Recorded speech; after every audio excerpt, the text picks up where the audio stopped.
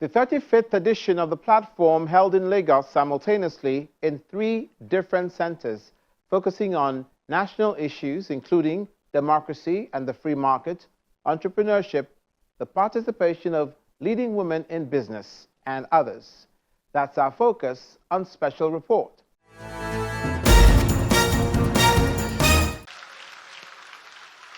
In its 17th year, the Covenant Nation has presented the platform as a non-profit endeavor of Covenant Nation, led by Pastor Okpojo Yemade, and the 35th edition held in Lagos simultaneously in 3 different centers. Today, in 3 sessions, 1 platform, 3 venues, 3 different themes. The theme of democracy and the free market sets a tone for national discourse as a way of finding out the best ways of realizing set targets and objectives that can harness collective growth and development. Pastor Okpojo Oyemade. The convener of the program, Pastor Okpojo Oyemade, highlights the tone for discussions in his opening remarks, which centered principally on entrepreneurship. This edition, what we are dealing with is entrepreneurs and intrapreneurs. And the truth is they are truly the heroes and the drivers of growth in a nation. And they do that through innovation and resilience. They unlock the hidden capital through products and services. And they can be found both in the public and also private sector. In other words, in corporations and also in government. First things that entrepreneurs do, and this is why we should really honor them, is that they are the ones who create jobs. Through innovation and recognition of opportunity, they create jobs. The second thing that they do is that they are the ones who stimulate economic activity within a place that brings about development. The third thing that entrepreneurs or intrapreneurs do is that they increase efficiency through innovation, bringing in new products and services to the marketplace. That's why I also mentioned you can have entrepreneurs in government, that is, people in government that increase the efficiency of how a government functions through products and services. And also they improve the standard of living. Anywhere you have the standard of living being improved, you should understand that it's an entrepreneur who brought forth a product or a service that improved our standard of living. And one of the greatest things they do in society that might go unappreciated is this. They are the ones that produce the highest number of role models and mentors. In other words, when you go and meet young people and you talk to them who are your role model, they'll probably point to somebody who started out a business, who grew a business, or went into a corporation, and through innovation and products and services, they brought forth and changed things. So that's where we get the largest amount of mentors for the next generation. And finally, what I would say is that they unlock hidden capital, all right, through products and services. They are the highest number of taxpayers in any society, okay? And they can be found. So they provide opportunities also for social mobility, where people have the opportunity to move up the ladder and become more productive citizens there because somebody started a business, somebody took a risk, somebody started a corporation. You have a lot of people now becoming mobile socially and going up the social ladder. So we want to honor them and thank them for their contribution to society. And with that, I welcome you all to the 35th edition of the Platform Nigeria. God bless you all. Insightful nuggets and ideas were given by other speakers to galvanize action amongst participants and young entrepreneurs. Today we'll look at the topic from 2 broad outlines. The first, I want to talk about what are the motivations for starting a business. What are those things that motivate us to start our own businesses? Then, of course, we'll now look at the strategies for building a business from the scratch. What are the things that motivate us to start our own businesses? The first thing I want to talk about is the desire to be your own boss. A lot of people just want to be their own boss. They don't want to take instructions from anyone. They want to be the person who calls the shots. So they go out there to start their own businesses. The second thing I want to talk about is the economy. At times, the economy just thrusts entrepreneurship on you. I remember in the year 2004, when we had the first set of banking consolidation, Nigeria had about 128 banks then, and they asked the banks to move their capital from 2 billion to 25 billion. That process shrank the banking industry from about 125 banks to just about 24 banks.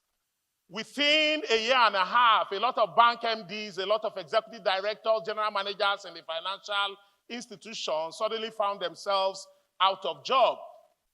A lot of them picked up their briefcases and started their own businesses. They didn't plan for it, but the economy thrust entrepreneurship on them. The next thing is financial independence. If you want to be financially independent, the best thing to do is start your own business. Those who are in paid employment, you see, no matter how great the job you have a great job, they are paying you 120 million naira per annum, which is 10 million naira a month. That's a great job, right? But the truth is, your salary is 10 million naira a month.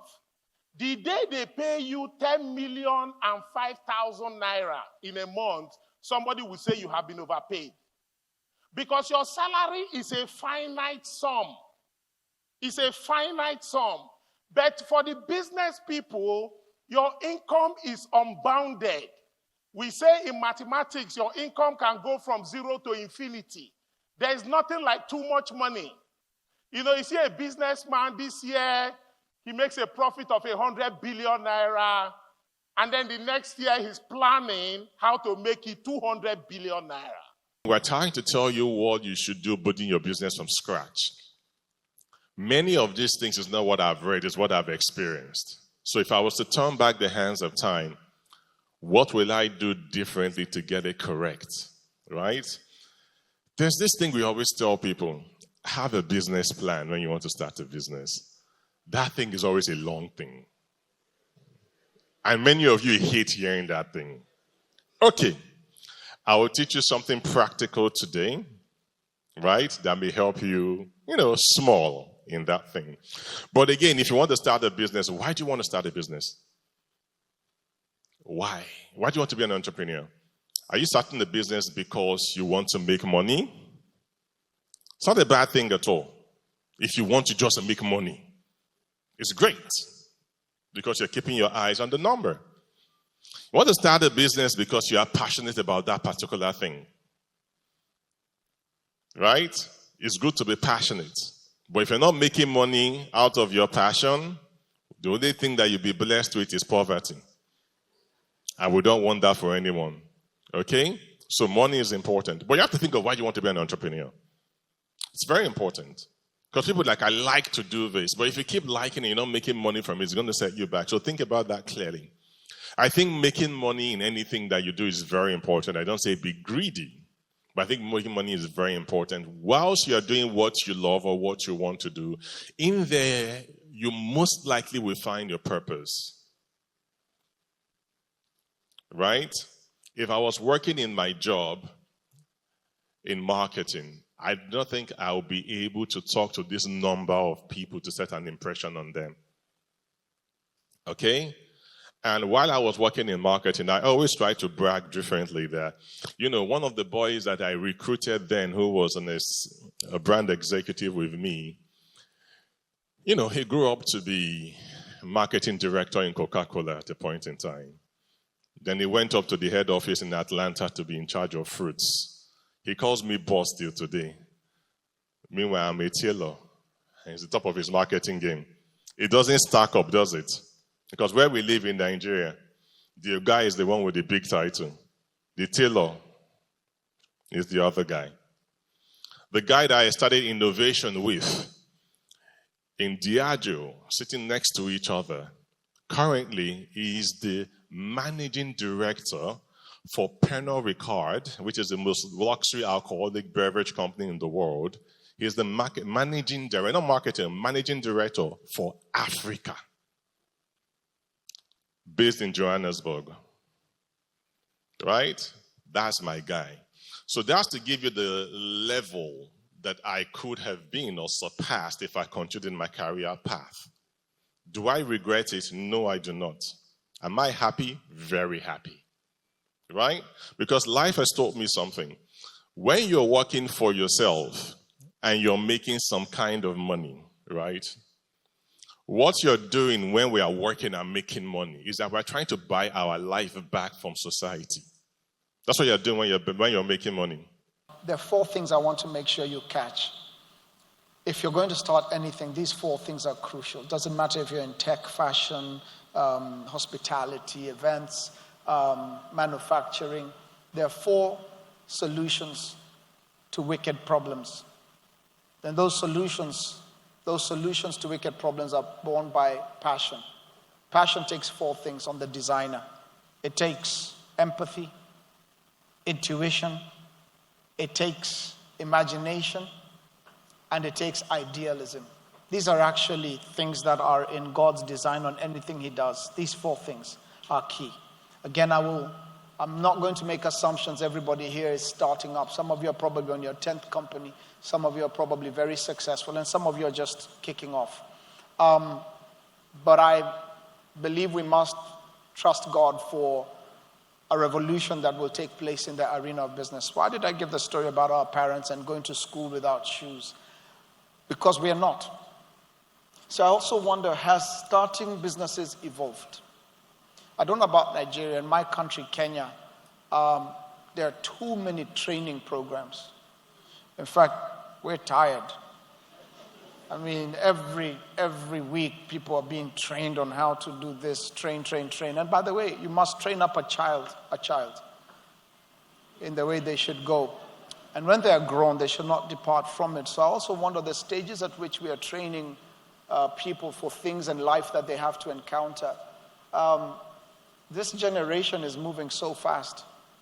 The largest company in my country is called Safaricom. About 5 years ago, they fired a group, a marketing consultancy group that got wrong a product that they were launching. And they were talking to 19-year-olds and 17-year-olds, and they realized that in tech speak, those are 2 different generations. So things are changing so fast. I wonder if we're giving sometimes advice for the days our parents were going to school without shoes to a generation that is completely shifting in terms of how they're looking at life.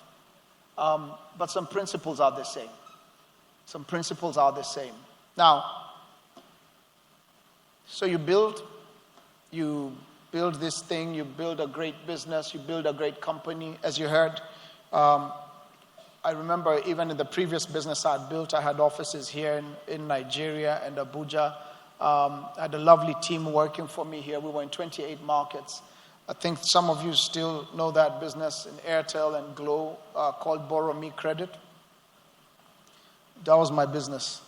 And you may see the phone company on the front end, but the back end, it was a complete technical and finance solution. So I used to stand on a place like this, and while talking, I'm just making money. It's a beautiful business. Why would I disrupt myself?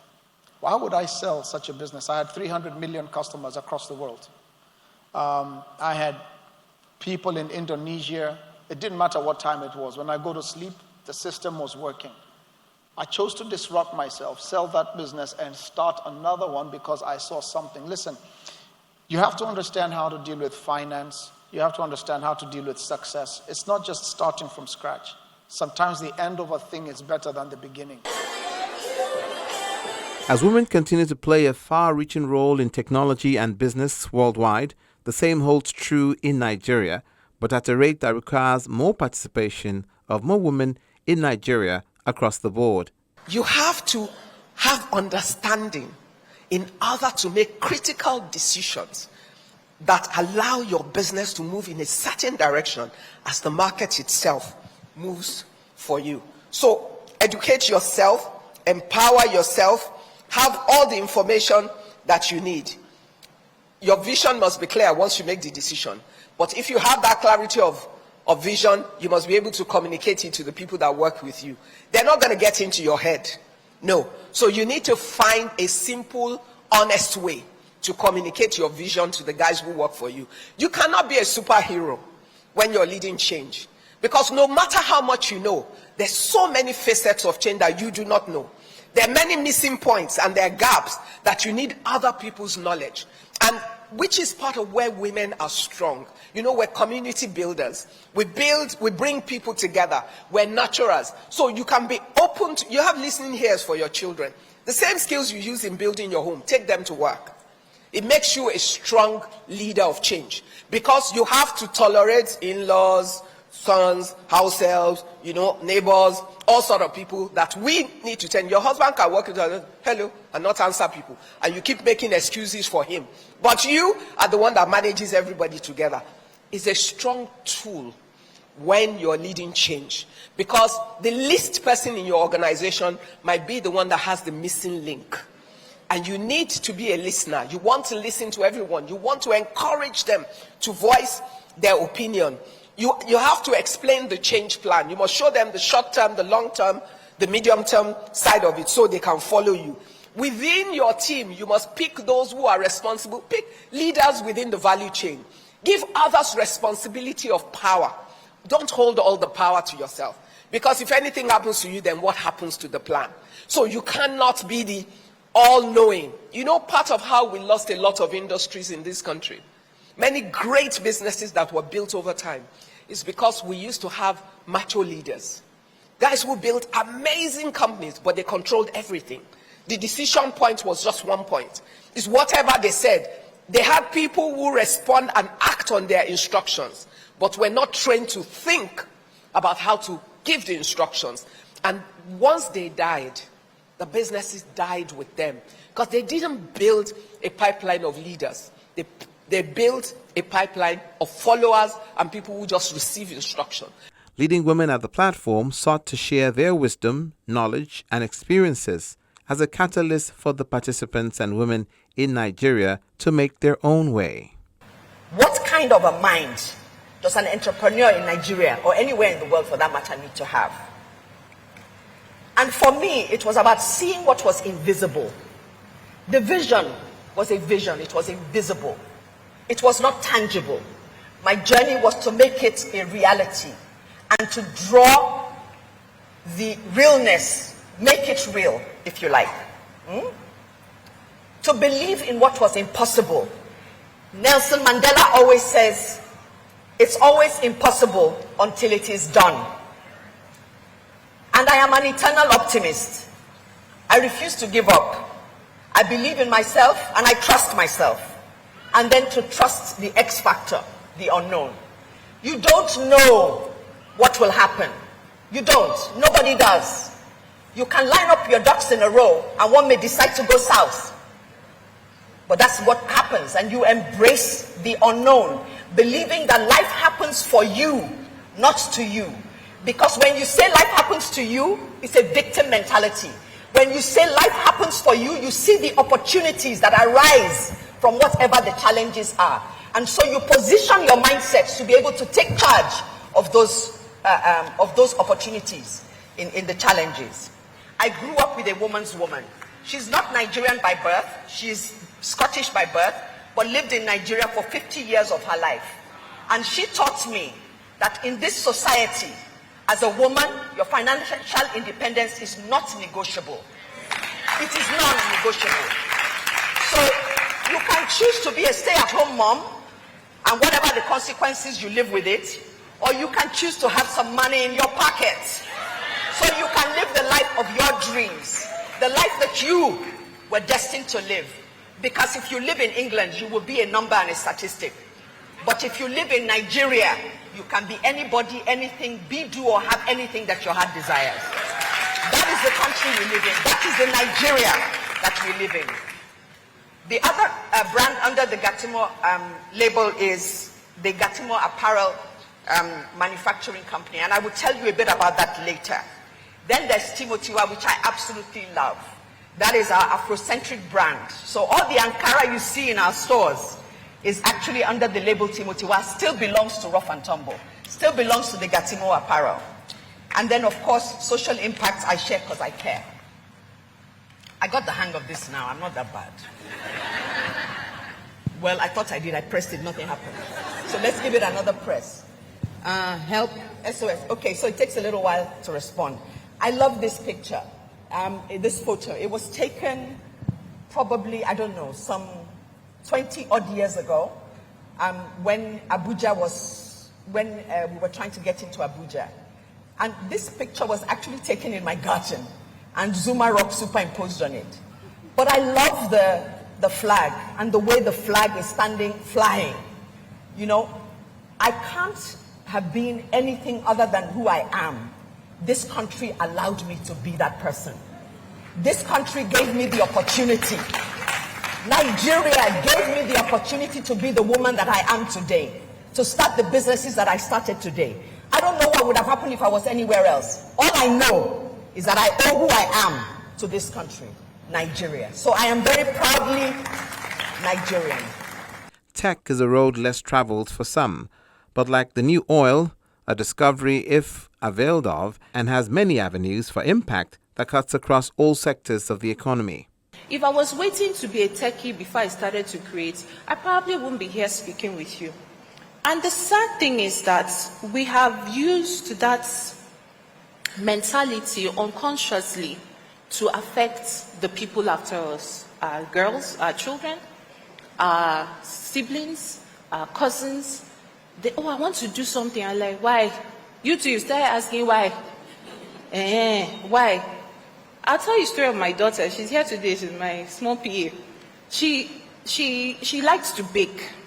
And one day she met me. She was like, I like to bake, but I really also want to be an engineer. And I was like, I know.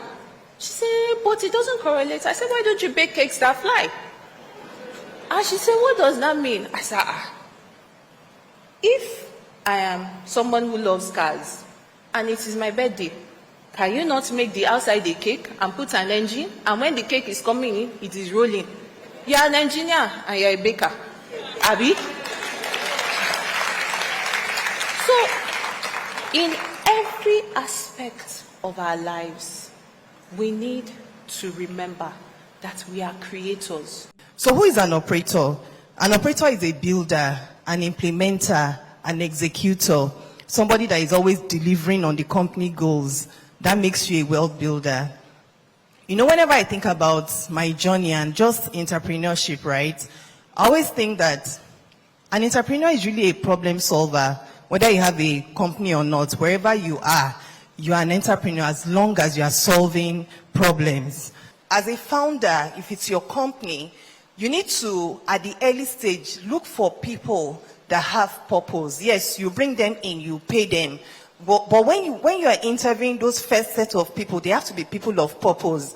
Because when you have your company, the crispness and clarity is for you as the founder. And it was the crispness and clarity of what a founder told me that made me even make the big jump, because I could clearly see what was being said. And that is the anchor that will keep waking you up even when things go bad. So purpose, very, very critical. In Africa and in Nigeria, the trend holds the same. Majority of our businesses are SMEs, right? About 83% or so of the economy are made up of SMEs. And a significant portion of those SMEs are informal. Now, when you look at women in business, if we're talking about wealth building, it's not just about having women in business, but it's about having women in businesses that are driving innovation. What do I mean? On the chart, you see a figure of 51%. It's an illustration, but it's a figure from Uganda that says 51% of female-owned businesses are necessity-driven and not innovation-driven. Necessity-driven means that those businesses were set up to meet basic needs. Those businesses were set up as a means of necessity for taking care of the family or taking care of the woman or her children and so on and so forth, and not around solving big problems or not around necessarily driving value creation. Now, why is this distinction important? Necessity-driven businesses are great, but for us to build wealth, it has to be innovation-driven businesses. Those are the kind of businesses that scale. Those are the kind of businesses that get funding. Those are the kind of businesses that can actually contribute to wealth creation. The use of tools that are tried and trusted and new tools that are still virgin territory must be utilized to reach the desired goals.